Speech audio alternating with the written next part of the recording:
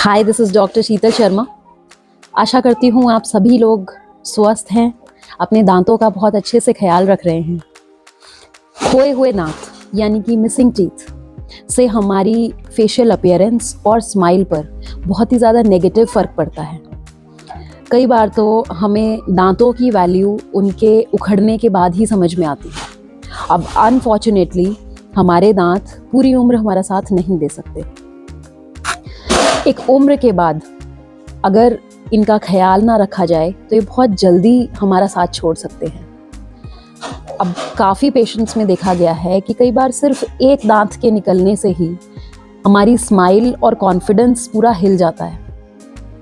तो जिनके एक से ज़्यादा दांत निकले हुए हैं उनको तो बोलने में हवा पास हो जाती है, चबाने में कितनी प्रॉब्लम्स आती हैं, यहाँ तक कि अगर टाइम रहते इनको रिप्लेस ना करवाया जाए तो आपके पूरे जबड़े का अलाइनमेंट तक खराब हो सकता है। सबसे पहले तो हमें ये जानने की ज़रूरत है कि वो कौन सी कंडीशंस हैं जिनमें हमारे दांत गिर सकते हैं। फर्स्ट एंड फॉरमोस्ट, एक्सीडेंट में चोट लगने के कारण दांत गिर सकते हैं। सेकेंड, पायरिया यानी कि मसूड़ों के इन्फेक्शन के कारण जब मसूड़े और हड्डी की पकड़ कमज़ोर होगी तो दांत एक एक करके गिरने। Third condition, severe tooth decay यानी कि सारे ही दांतों में कीड़ा लगने के कारण धीरे धीरे दांत झड़ जाएंगे और फिर गिर जाएंगे। फोर्थ कंडीशन, एक जेनेटिक कंडीशन जिसमें पेशेंट के मुंह में बचपन से ही एक भी दांत मुंह में प्रेजेंट नहीं होगा।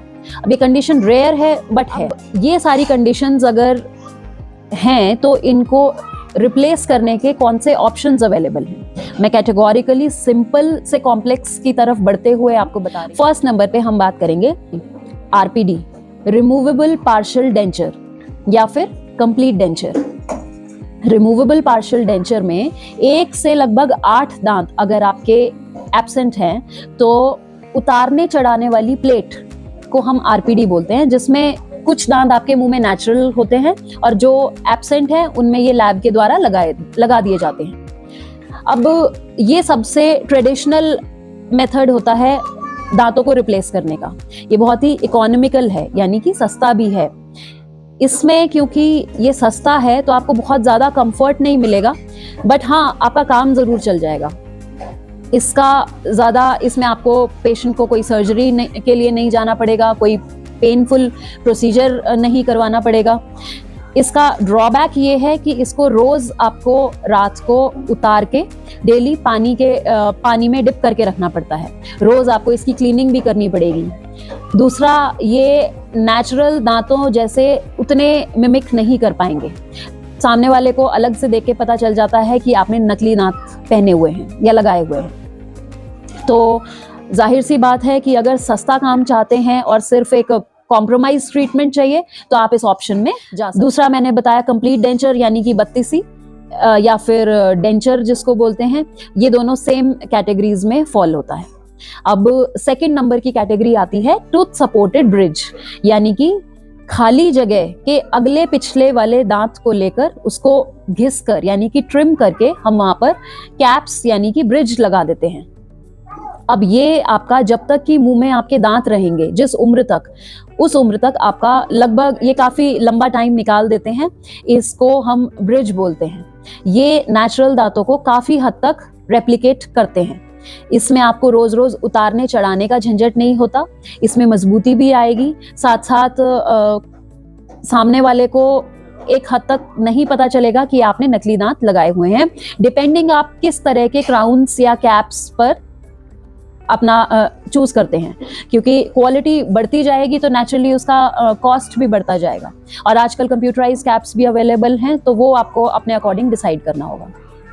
इस प्रोसीजर में भी कोई सर्जरी नहीं है, तो ये भी पेनलेस प्रोसीजर है, बट हाँ ये आरपीडी से एक्सपेंसिव रहेगा ट्रीटमेंट ऑप्शन। अब चलते हैं हमारी इस ट्रीटमेंट ऑप्शन का सबसे बड़ा ड्रॉबैक यही है कि क्योंकि अगले पिछले दांतों को हमने घिसा तो अगर उनमें कोई प्रॉब्लम है तो चलो ठीक है, लेकिन अगर वही दांत हेल्दी दांत थे तो हमको अननेसेसरली उनको कॉम्प्रोमाइज करवाना पड़ा, लेटर ऑन उनकी आरसीटी भी करनी पड़ेगी। तो जिन पेशेंट्स को ये तकलीफ होती है कि हमें अपने हेल्दी दांतों को बिल्कुल भी टच नहीं करवाना है, उनके थर्ड कैटेगरी में बढ़ते हैं जिसको बोलते हैं डेंटल इम्प्लांट्स। अब डेंटल इम्प्लांट्स डेंटिस्ट्री का सबसे advance form of teeth replacement का एक ट्रीटमेंट ऑप्शन है जो कि सबसे ज़्यादा रिलायबल है, क्योंकि इसमें आपका दांत लाइफ टाइम के लिए लगाया जाता है, जिसमें एक स्क्रू को, टाइटेनियम से बने हुए स्क्रू को बोन में ड्रिल कर दिया जाता है, यानी कि वो आपकी दांत की रूट बन गई।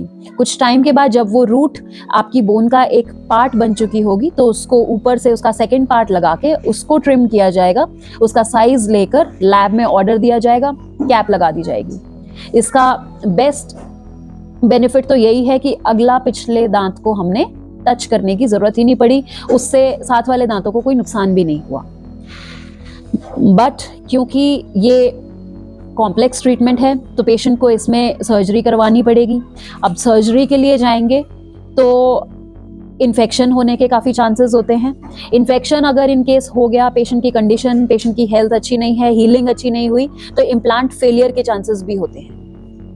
बट ये सबसे ज़्यादा इसका सक्सेस रेट होता है अगर आप पेशेंट की कंडीशन को, वो बहुत सारे एस्पेक्ट्स होते हैं, अगर उनको ध्यान में रखते हुए अगर डेंटल इम्प्लांट की तरफ जाएंगे तो ये बेस्ट ट्रीटमेंट ऑप्शन अवेलेबल है।